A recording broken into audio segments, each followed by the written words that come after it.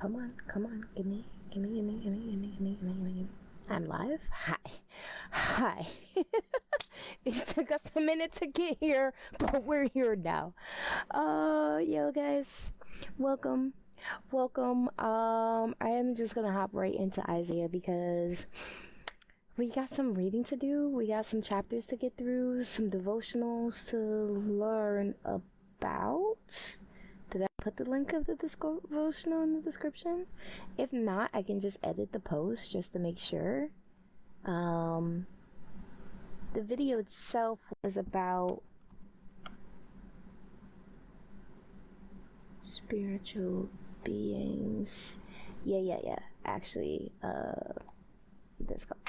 this link in the description. The video itself was about spiritual beings. I got a little confused because I went to watch another video for some more insight, and I didn't necessarily put that in the description, although I can. I could have, but we're past that now. If you want to, there's like a link in there's a moment when the video addresses something and it doesn't go full force, and I wasn't feeling okay with that, so I went to go pull that thread. If you want to do that on your own time, go ahead, but it's not like a requirement. Not that any of the insight material is a requirement. We are going to read through. We're going to read through Joshua. I know I'm saying Joshua. Isaiah 9 through 12 and Psalms 111. So that should be a good time, I think. Maybe we will see.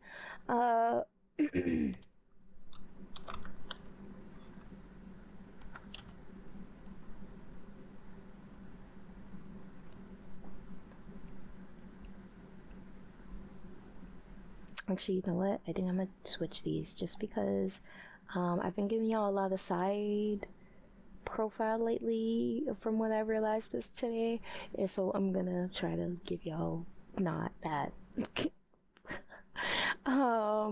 Maybe this should be better. New version, Bible plans.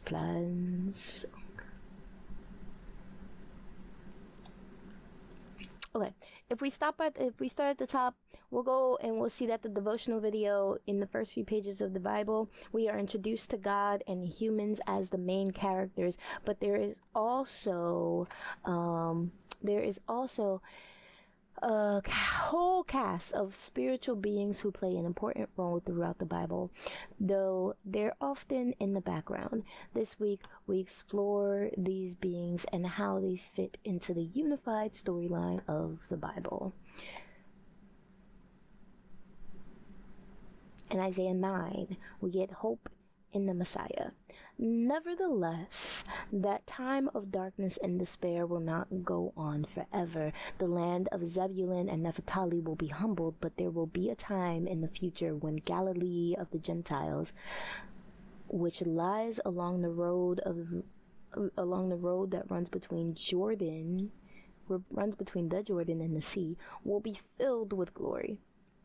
The people who walk in darkness will see a great light. For those who live in a land of deep darkness a light will shine.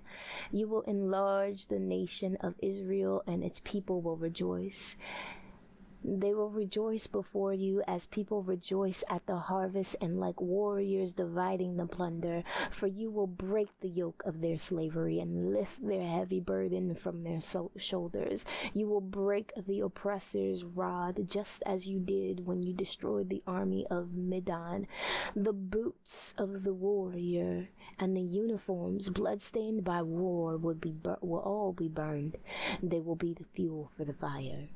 For a child is born to us, a son is given to us. The government will rest on his shoulders. He will be called Wonderful Counselor, Mighty God, Everlasting Father, Prince of Peace.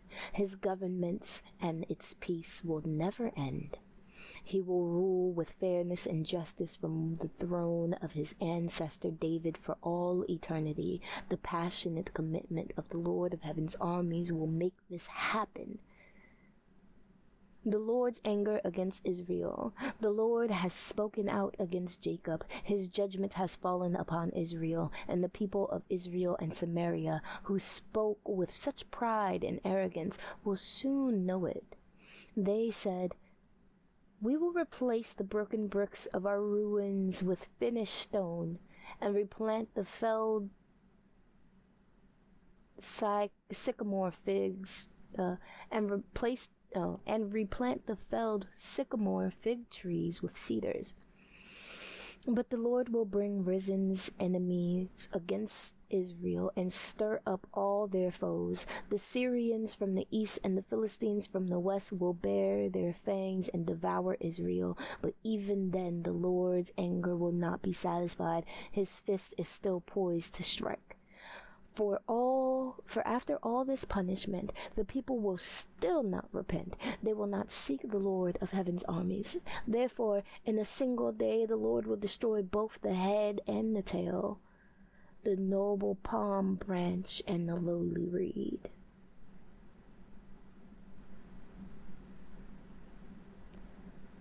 The head and the tail? I need to highlight that because I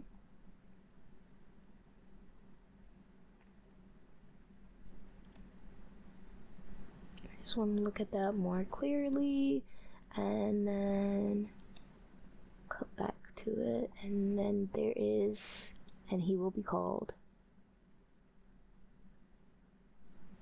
For unto us a child is born, and he will be called. That should go with purple. Perfect. Okay. That puts us at verse 15. The leaders of Israel are the head, and the lying prophets are the tail. For the leaders of the people have misled them, and they have led them down the path of destruction. That is why the Lord takes no pleasure in the young men, and shows no mercy even to the widows and orphans. For they are all wicked hypocrites, and they all speak foolishness. But even then, the Lord's anger will not be satisfied. His fist is still poised to strike. This wickedness is like a brush fire. It burns not only briars and thorns, but also sets the forest ablaze. It burns ablaze. Its burning sends up clouds of smoke. The land will be blackened by the fury of the Lord of Heaven's armies. The people will be fuel for the fire, and no one will spare even his own brother. They will attack their neighbor on the right, but will still be hungry. They will devour their neighbor on the left, but will still not be satisfied. In the end, they will even eat their own children. Manasseh will feed on Ephraim. Ephraim will feed on Manasseh, and both will devour Judah. But even then, the Lord's anger will not be satisfied. His fist is still poised to strike.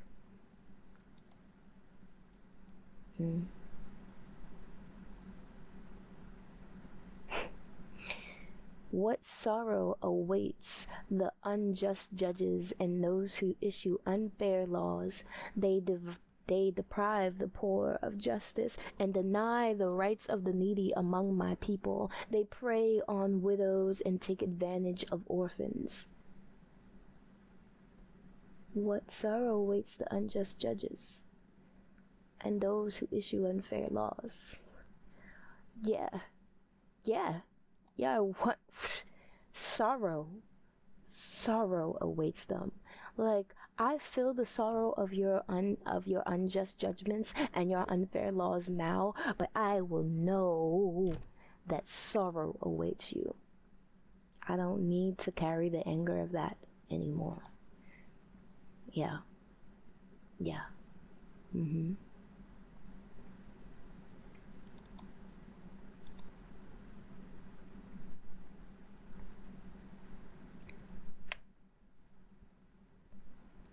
They prey on widows and take advantage of orphans. What will you do when I punish you? When I send disaster upon you from a distant land, to whom will you turn to? To whom will you turn for help? Where will your treasures be safe? You will stumble along as prisoners or lie among the dead.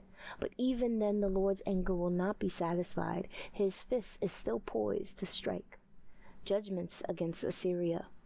What sorrow awaits Assyria? The rod of my anger. I use it as a club to express my anger.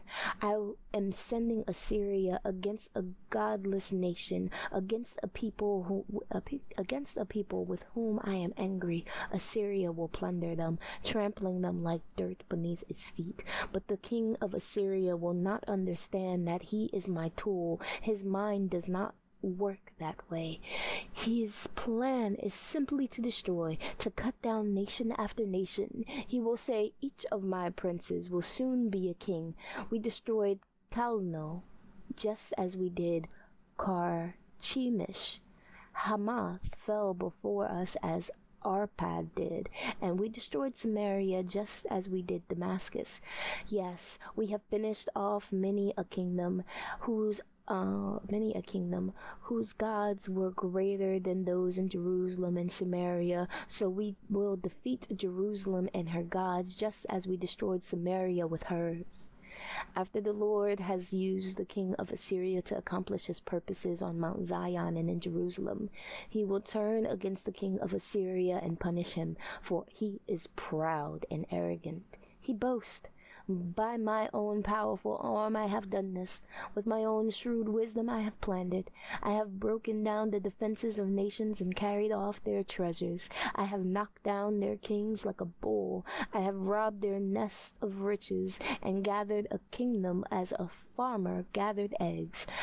No one can even flap a wing against me or utter a peep of protest.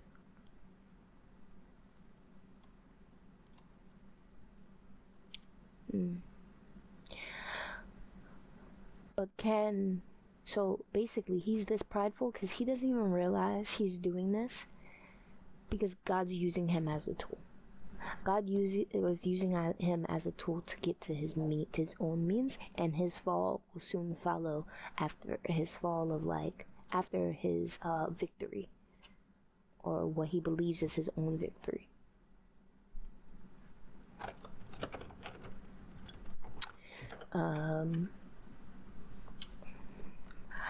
So that's his protest, or no, that's his boast. And then we get into Isaiah 10:15. But can the axe boast greater power than the person who uses it? Is the saw greater than the person who saws? Can a rod strike unless a hand moves it? Can a wooden cane walk by itself? Therefore the Lord of heaven's armies, will send a plague amongst Assyria's proud troops, and a flaming fire will consume its glory. The Lord, the light of Israel, will be a fire. The Holy One will be a flame. He will destroy the thorns and briars with fire, burning up the enemy in a single night. The Lord will consume Assyria's glory like a fire consumes a forest in a fruitful land. It will waste away like sick people in a plague. Of all the glorious forest, only a few trees will survive, so few that a child could count them. Of all the trees in a glorious forest, only few of the trees will survive, so few that a child could count them. Because a child, depending on how young, can count up to 5, 10, they can count on one hand and then get lost. But what he's saying is just so few.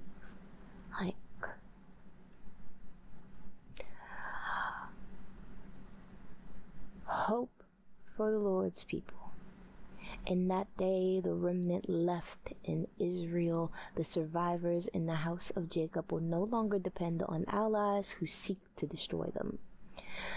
We were told never to ally with Egypt, right?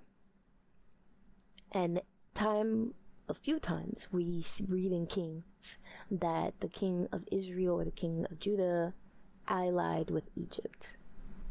So right here it's like they will no longer depend on allies who seek to destroy them. You seek for my destruction, why would I depend on you? Even if we have the same goal now, ultimately you seek for my destruction, why would I depend on you? So, in that day, the remnant left in Israel, the survivors of the house of Jacob, will no longer depend on allies who seek to destroy them, but they will faithfully trust the Lord, the Holy One of Israel. A remnant will return. Yes, the remnant of Jacob will return to the mighty God. But though the people of Israel are as numerous as the sands of the seashore, only a remnant of them will return. The Lord has rightfully decided to destroy his people. Yes, the Lord of heaven's armies, has already decided to destroy the entire land. So this is what the Lord of heaven's armies says. O my people in Zion, do not be afraid of the Assyrians when they oppress you with the rod and club as the Egyptians did long ago. In a little while my anger against you will end, and then my anger will rise up to destroy them. The Lord of heaven's armies will lash them with his whip, as he did when Gideon triumphed over the Midianites at the rock of Oreb, or when the Lord's staff was raised to drown the Egyptian army in the sea. In that day the Lord will end the bondage of his people. He will break the yoke of slavery and lift it from their shoulders. Look, the Assyrians are now at Ayath. They are passing through Migron and are storing their equipment at Michmash. They are crossing the pass and are camping at Gibeah. Fear strikes the town of Ramah. All the people of Gibeah, the hometown of Saul, are running for their lives. Scream in terror, your people of Galim. Shout out a warning to Laisha. O poor Anathoth. There go the people of Madmenah, all fleeing. The citizens of Gibim are trying to hide. The enemy stops at Nob for the rest of the day. That day. He shakes his fist at beautiful Mount Zion, the mountain of Jerusalem. But look, the Lord of heaven's armies will chop down the mighty tree of Assyria with great power. He will cut down the proud. That lofty tree will be brought down. He will cut down the forest trees with an axe. Lebanon will fall to the mighty one. Lebanon will fall to the mighty one. That puts us in Isaiah 11.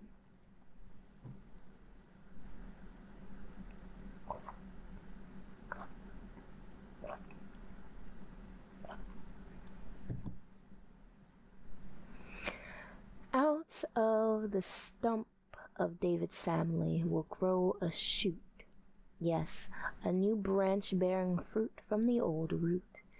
And the Spirit of the Lord will rest on him, the Spirit of wisdom and understanding, the Spirit of counsel and might, the Spirit of knowledge and the fear of the Lord. He will delight in obeying the Lord. He will not judge by appearance, nor make a decision based on heresy.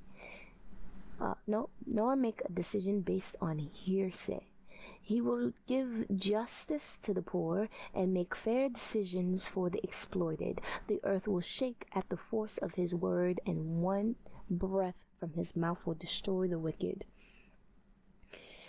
He will bear righteousness like a belt, and truth like an undergarment.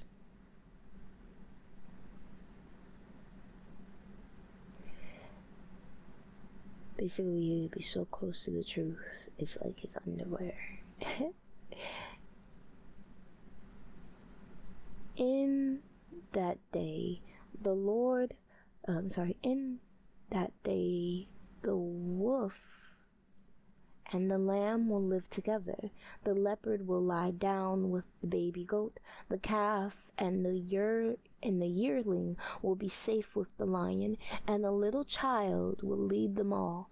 The cow will graze near the bear. The cub and the calf will lie down together. The lion will eat hay like a cow. The baby will play safely near the hole of a cobra. Yes, a child will put his hand in a nest of deadly snakes without harm. Nothing will hurt or destroy in all my holy mountain. For as the waters fill the sea, so the earth will be filled with people who know the Lord. In that day, the heir of David's throne,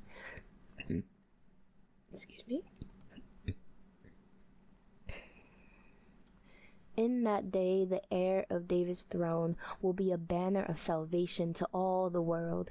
The nations will rally to him, and the land where he lives will be a glorious place. In that day, the Lord will reach out his hand a second time to bring back the remnant of his people, those who remain in Assyria and northern Egypt, in southern Egypt, Ethiopia, and Elam, in Babylonia, Hamath, and all the distant coastlines.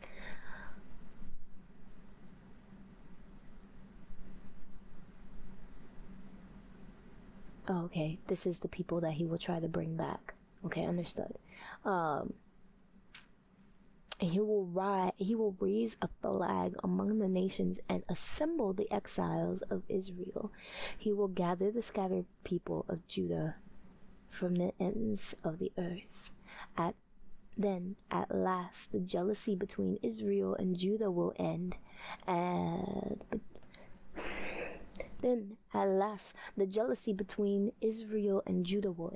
They will not be rivals anymore. They will join forces to swoop down on Philistia to the west. Together they will attack and plunder the nations to the east. They will occupy the lands of Edom and Moab, and Ammon will obey them. The Lord will make a dry path through the gulf of the Red Sea. He will wave his hand over the Euphrates River, sending a mighty wind to divide it into 7 streams so it can easily be crossed on foot. He will make a highway for the remnant of his people, the remnant coming from Assyria, just as he did for Israel long ago when they returned from Egypt. Songs of praise for salvation. I'm going to go back one. So let's chill at Isaiah 11 for a little bit, because I want to highlight the new root growing from the new branch growing from the old root. And the Spirit of the Lord will rest on him, the Spirit of wisdom and understanding. So wisdom and understanding are 2 different. Counsel and might are also. You can have wise counsel but have no might to back it up. You can have wisdom. I want to learn more about how wisdom and understanding are different, because I don't want to have wisdom and lack understanding. You know what I mean? The spirit of knowledge and the fear of the Lord. And this will all be upon him. So we know that this talks about Jesus, and as I go forward and read through Jesus, I read more through the books of the disciples and learn more about Jesus's works. I want to be able to like highlight and understand, or notice, at least take note of the different aspects of the Spirit at work. Like, this is the spirit of his wisdom. This is the spirit of his might. This is the spirit of his understanding and counsel. You know what I mean? Like, I want to have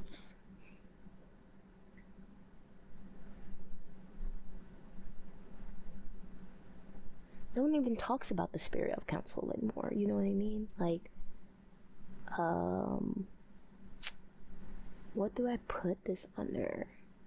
I'm gonna put it under a different shade of purple somewhere. Deep purple. Thanks. Okay.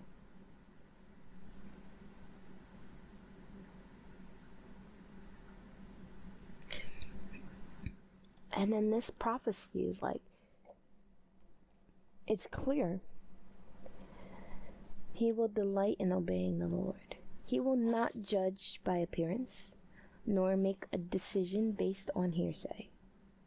He will give justice to the poor and make fair decisions for the exploited. The earth will shake at the force of his words. One breath from his mouth will destroy the wicked. So, while I know I can't make the earth shake at the force of my words, or one breath of my mouth destroy the wicked, I know that I can work on verse 3 here, and that is, I can delight in obeying the Lord. I can judge not by appearance. You know what I mean? And then I can work on my own self, and I'm not falling to decisions based solely on like what someone's saying around me. And I think, no, I know that if I work just to display those 3 characters alone, because that's not easy to do. If I work to display and integrate those characteristics into who I am, then like I gotta work on the delight of obeying the Lord. So when I hear a command and I follow through on the command, delight in that, because it's giving me more chances to get closer and closer, like I want. And not judge by appearance, and don't make decisions based on gossip and hearsay. Gossip is what hearsay is. I think in that I'm gonna take this, give it a form of green. Not really sure which one.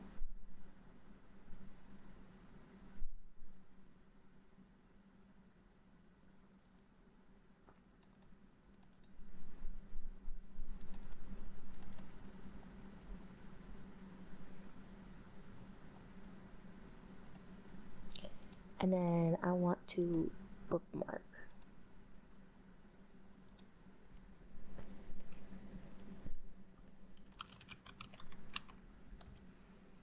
Character. Oh.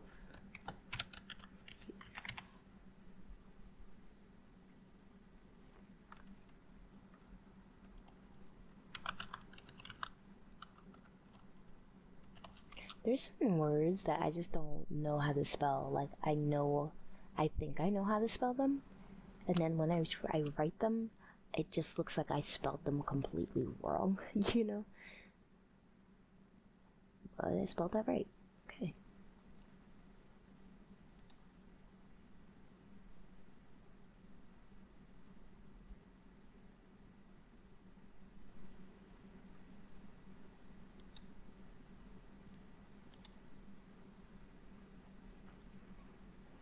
Okay, and then I want to note this.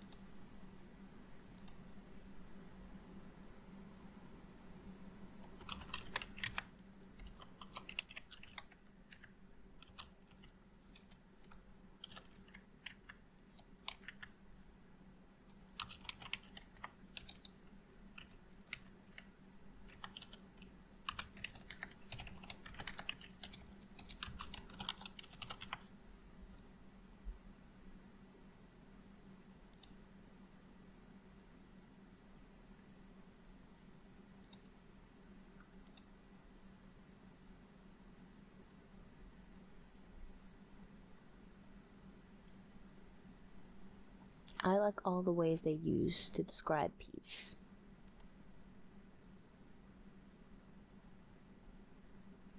From verse 6, Isaiah 11, verse 6 through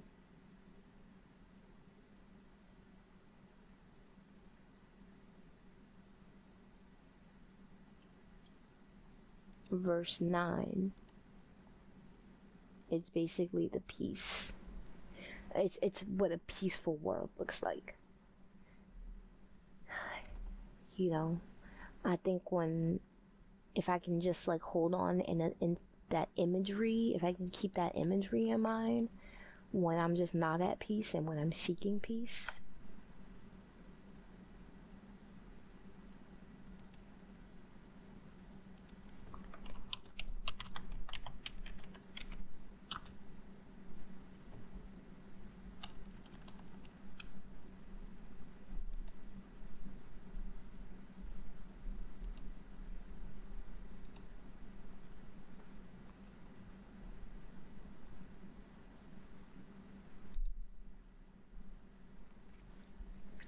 songs of praise for salvation.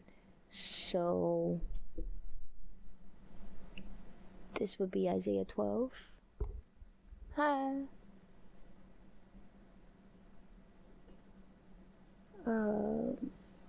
Songs of peace for salvation. In that day you will sing, you will praise, O Lord. You were angry with me, but not anymore. Now you comfort me. See, God has come to save me. I will trust in him and not be afraid. The Lord is my strength and my song. He has given me victory. With joy you will drink deeply from the fountain of salvation. In that wonderful day you will sing. Thank the Lord. Praise his name. Tell the nations what he has done.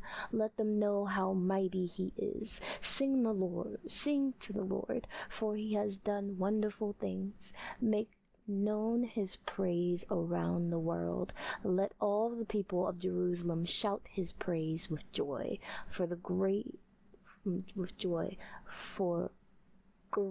is the Holy One of Israel who lives among you.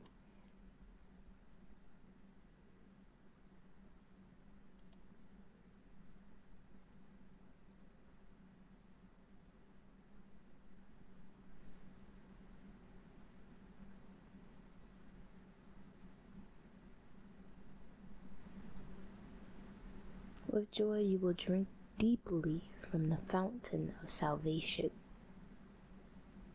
In that wonderful day you will sing.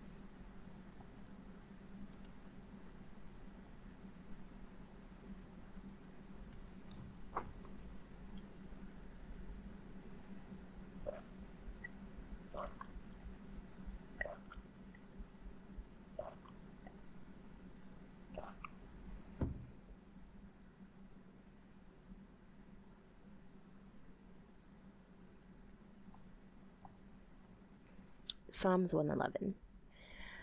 Praise the Lord. I will thank the Lord with all my heart as I meet with his godly people. How amazing are the deeds of the Lord.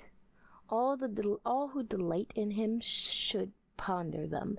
Everything he does reveals his glory and majesty. His righteousness never fails. He causes us to remember his wonderful works. How gracious and merciful our Lord is. He gives food to those who fear him. He always remembers his covenant. He has shown his great power to his people by giving them the lands of other nations.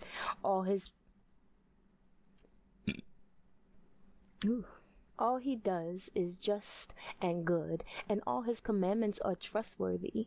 They are forever true, to be obeyed faithfully and with integrity. He has paid a full ransom for his people. He has guaranteed his covenant with them forever. What a holy, awe-inspiring name he has. Fear of the Lord is the foundation of true wisdom. Fear of the Lord is the foundation of true wisdom. All who obey his commandments will grow in wisdom. Praise him forever.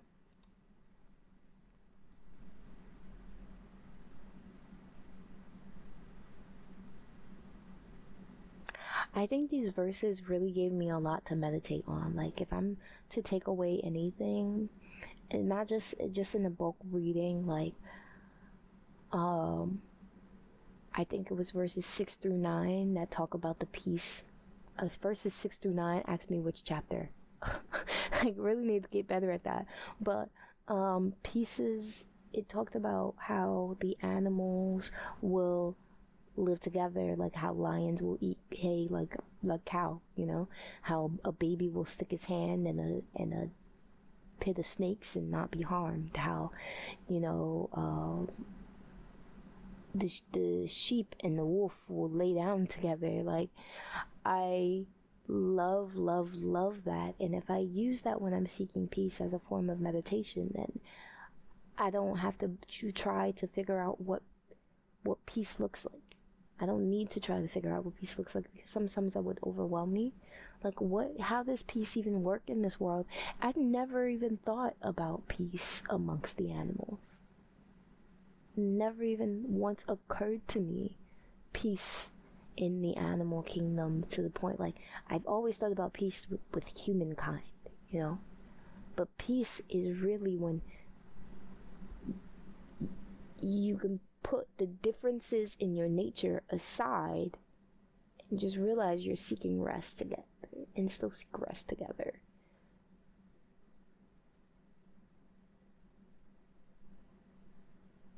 That's so good. I'm gonna find which verse of Isaiah. I bookmarked it. So let me just go back.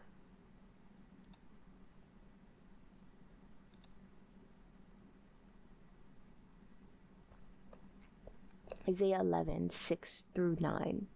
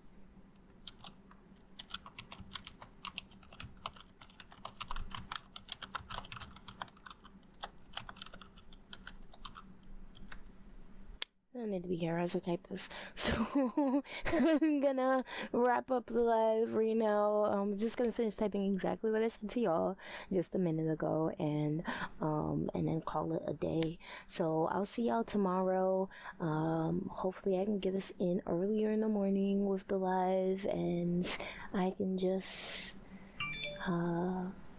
oh, that's actually just a desire. I just want to be earlier here to give y'all a live. Enjoy your rest. Enjoy the rest of your relaxation. Really enjoy the day. Bye bye.